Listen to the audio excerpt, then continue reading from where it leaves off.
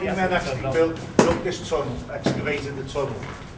One of the reasons being that after a hard day's work, he said the pub was nearer there. Rather than walking all the way round, he excavated this tunnel so they could get to the pub quicker. Good lads. I'm not walking on anyone's head. Quarry men who worked the face of this quarry, they would carve their initials and dates. The earliest we can find is 1727. That's the earliest date. 17.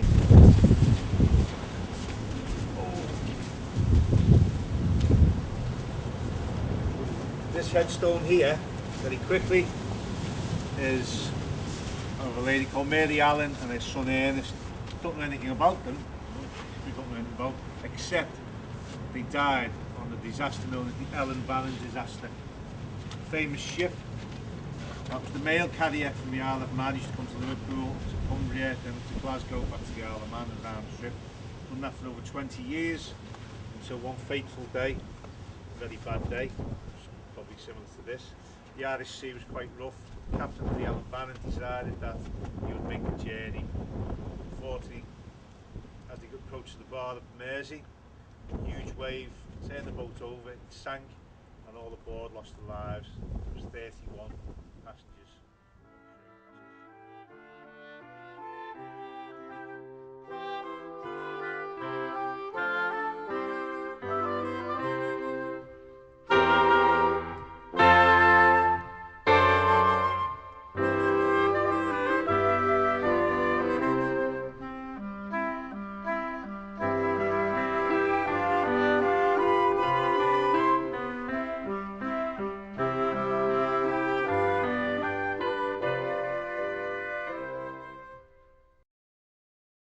Tell me how often you use the park? Well, when we're here daily to walk our dog. Yeah. So we come here quite often. Yeah, do you meet other dog walkers? Yes, we do. Though she's not particularly friendly with other dogs, she's very friendly with people. Yeah. Do you come here at certain times or do you vary? We vary it. I think it depends on the weather. If it's raining like this. Yeah, like today, it might be a bad idea.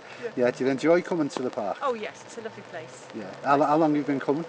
Well, we've lived round the corner for 25, 30 years, so a long time. But Meg's only 13, so not that she's not been coming as long as that. Yeah, because has it always been in this state when you've been coming to it? Or No, has it run down? It's changed quite a lot over the years, and it has improved, and the people looking after it more recently. But it's always been a nice, quiet place to bring your dogs and children. We've brought our children here as well.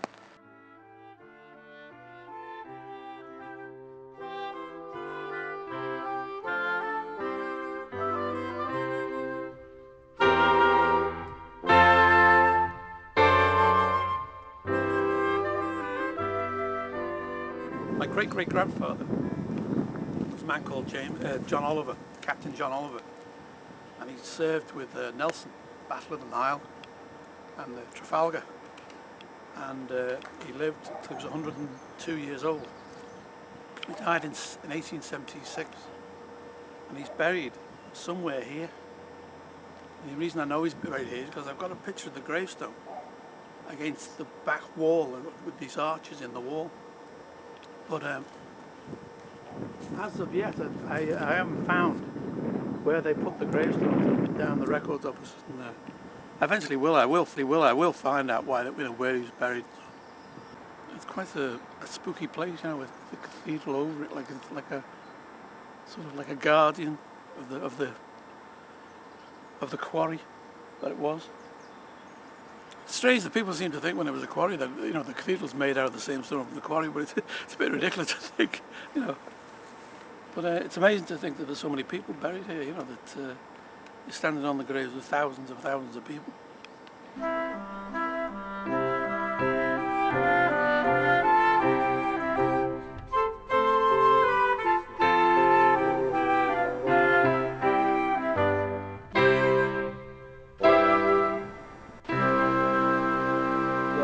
Paupers were buried here, mariners, local gentry, people who helped build and shape Liverpool and northwest England. So come on down, I'll show you a few of them. When it became designated as a park, a lot of the gravestones were taken up and laid around the edges. You can see that they are laid the right way, but they're not all in the right place. In other words, that's not where the people who they commemorate are actually buried. But these stones here, 6 in all, are probably the most tragic. They're all young children, or majority young children. The oldest is only 32, some a few months old, and they all came from the orphan asylums, which were started by James Aiken in 1840. Unfortunately, not long after he started the orphan asylums, he died, and a man called Harmud Banner took it under his wing, and he extended it. He built a school for girls, a school for boys, a church for the Holy Innocents, and each child was fed, taught and clothed. He would send begging letters to businessmen to provide funds. Unfortunately, they died because of the cholera and typhoid epidemic that spread this city in the late 1800s. That's where we got Dr. Duncan, who was the first chief medical officer anywhere in the world of a city, who was brought in to rectify the problem. See, all different ages. I say most of them died through cholera and typhoid. There's a man there called George Allen, who apparently was misbehaving in school. The teacher threw a piece of wood with a duster at him, caused him square on the temple, caused a tumour on his brain, and he died. Oh, that's the good old days, isn't it? People lived in cellars in the most insanitary conditions, and that sort of problem was aggravated particularly by the Irish potato famine, when large numbers of people came across the Irish Sea to escape from famine. At that time, Kitty Wilkinson worked with the medical officer of health here. Kitty was probably the first practical social worker. She recognised that if people believed that cleanliness was next to godliness, they got a good chance of surviving. She arranged to build laundries, toilets, and facilities for people to wash themselves as well. That was an enormous benefit to the city.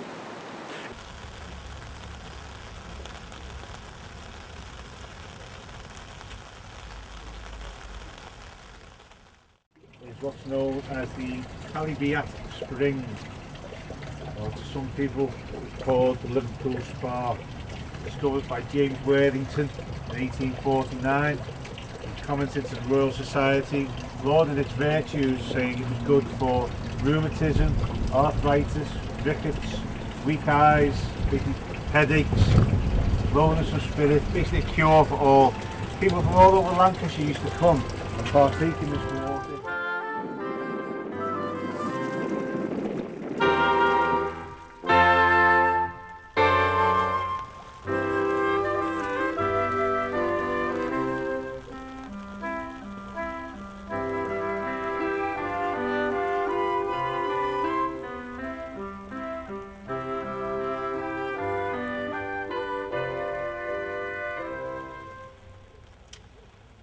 A memorial named after William Huskisson, who was MP for Liverpool.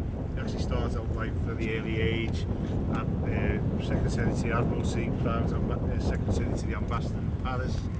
He entered politics in 1823, served Liverpool well for 7 years, until he met his untimely death. It was the opening of Liverpool to Manchester Railway and the famous rocket trials.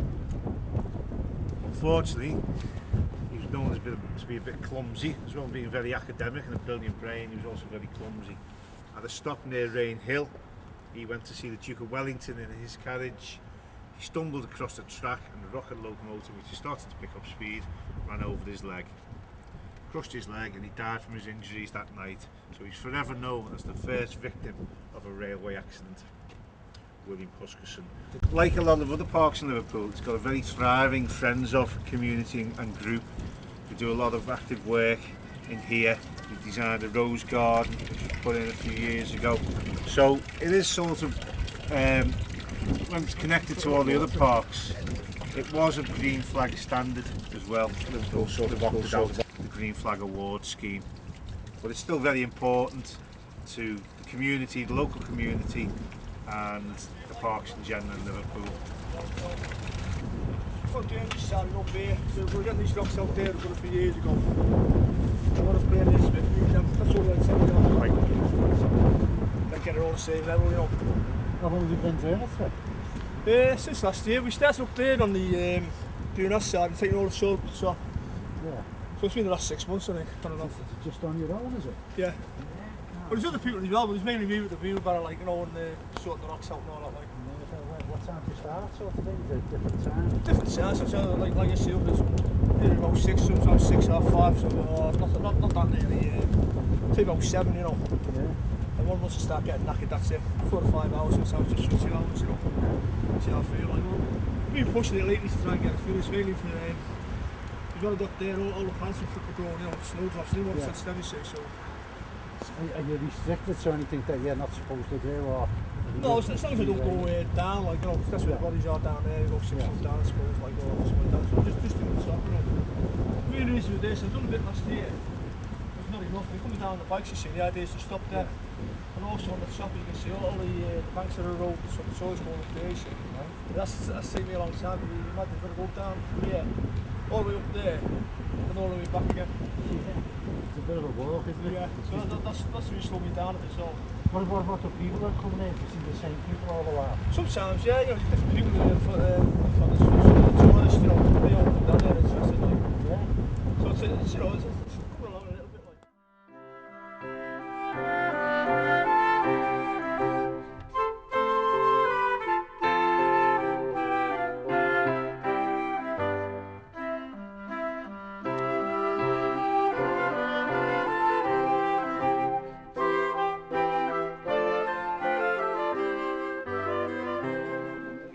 I'm alright, so this is the first time I've been here. Yeah. Have you had to walk through? Yeah. What's it like? Yeah, it's good, it's interesting. Is yeah. it? Yeah. I hope so, I'll have a look myself. Alright, nice to see you. Yeah, nice to see you. It's around now.